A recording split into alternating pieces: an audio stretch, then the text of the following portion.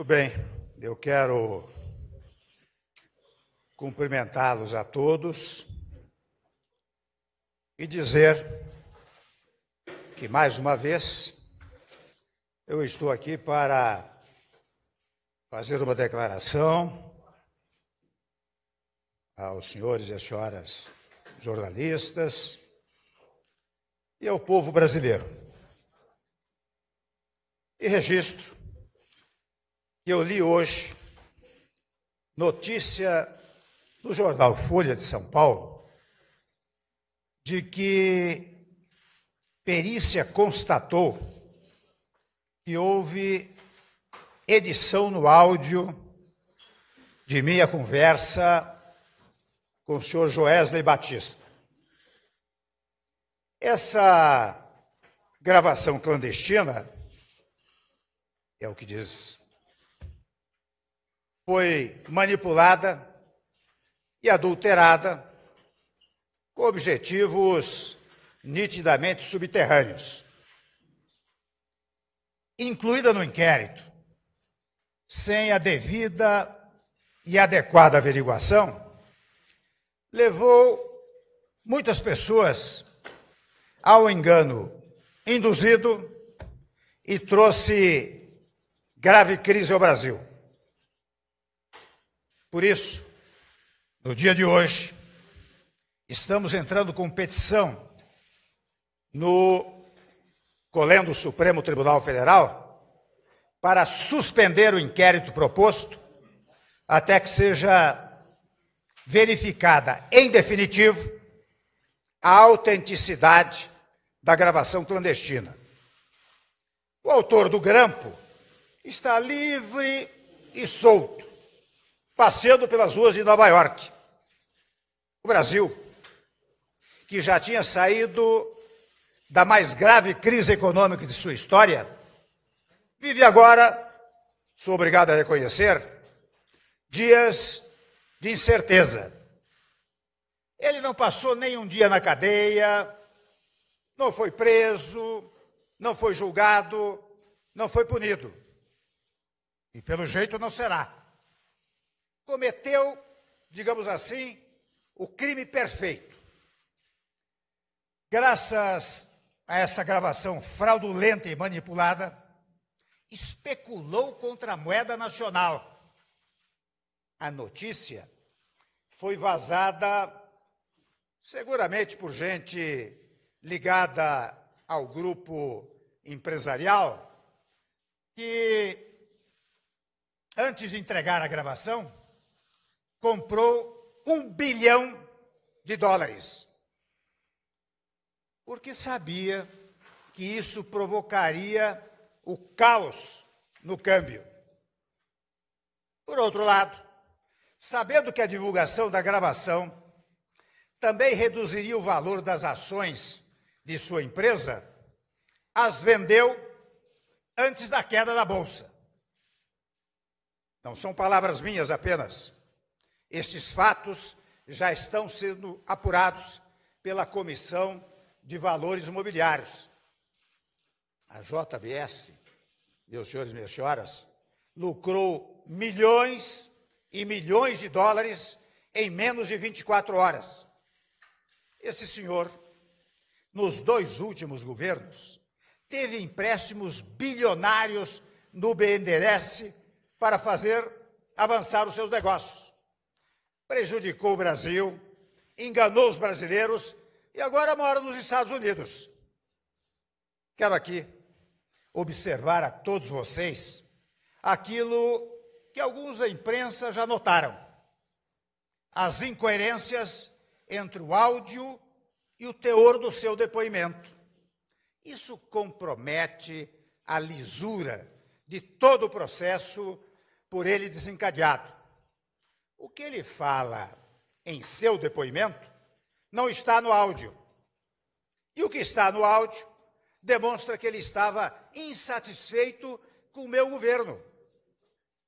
Reclamações contra o ministro da Fazenda, contra o CAD, contra o BNDES. Essa é a prova cabal de que meu governo não estava aberto a ele.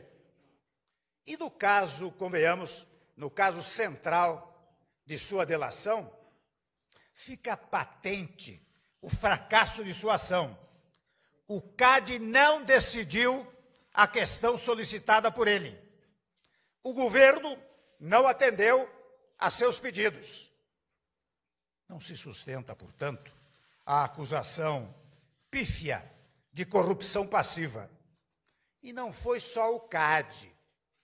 O BNDES mudou no meu governo.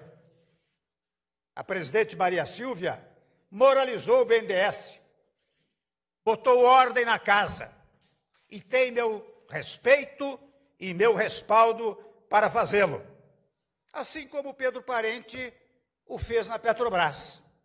Estamos acabando com os velhos tempos das facilidades aos oportunistas. E isso, meus amigos, incomoda muito. Há quem queira me tirar do governo para voltar aos tempos em que faziam tudo o que queriam com o dinheiro público e não prestavam contas a ninguém. Quebraram o Brasil e ficaram ricos. O autor do grampo relata, no diálogo que tivemos, suas dificuldades, simplesmente a ouvir.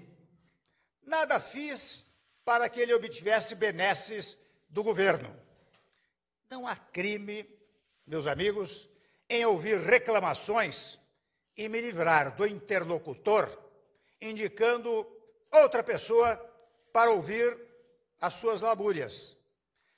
E confesso que eu ouvi à noite, como ouço muitos empresários, políticos, trabalhadores, intelectuais e pessoas de diversos setores da sociedade brasileira. No Palácio do Planalto, no Jaburu, no Alvorada, em São Paulo. Trabalho, acho que os senhores sabem, rotineiramente, até meia-noite ou mais.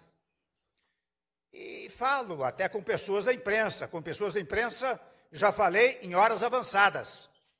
Muitos sabem disso, porque falavam comigo ao telefone ou até pessoalmente.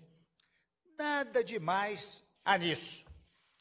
Mas é bom ouvir com atenção o que dizem as pessoas.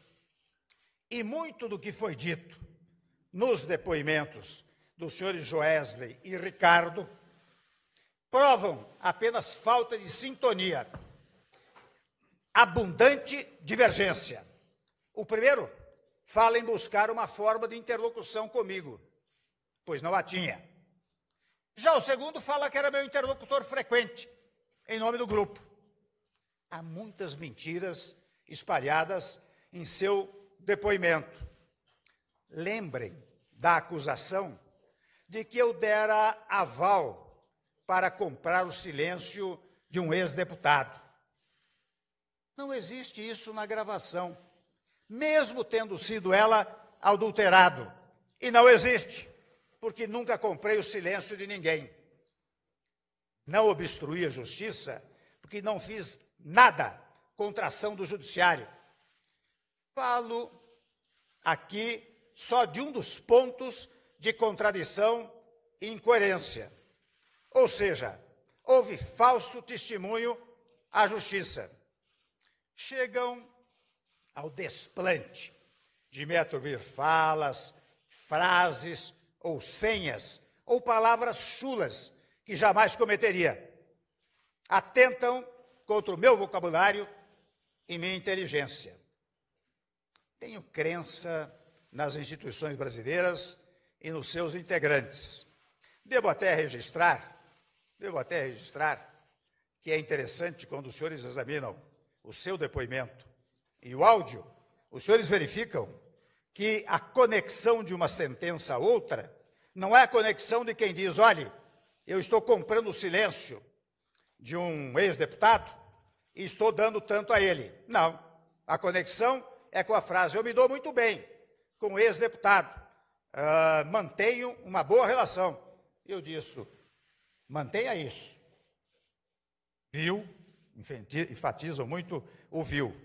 E por isso mesmo eu devo dizer que não acreditei na narrativa do empresário de que teria segurado juízes, etc. Ele é um conhecido falastrão exagerado.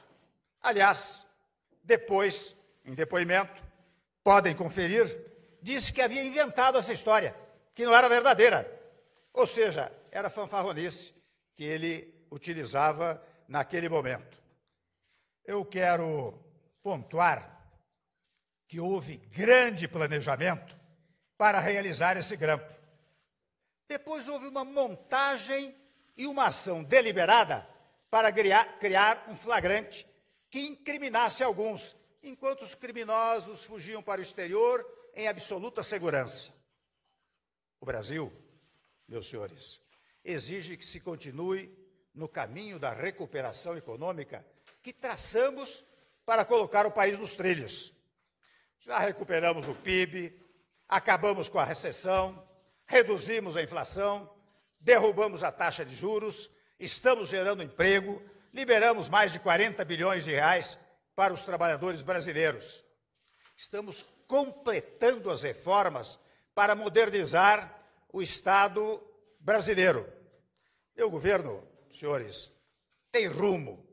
Acho que os senhores e as senhoras são testemunhas deste fato e sabem que o que foi dito, volto a dizer, no áudio, que de resto está sendo impugnado por eventuais, ouço até mencionar que houve mais de 50 edições desse áudio, tenta macular não só a reputação moral do presidente da República, mas tenta invalidar o nosso país. Mas eu digo com toda segurança, o Brasil não sairá dos trilhos.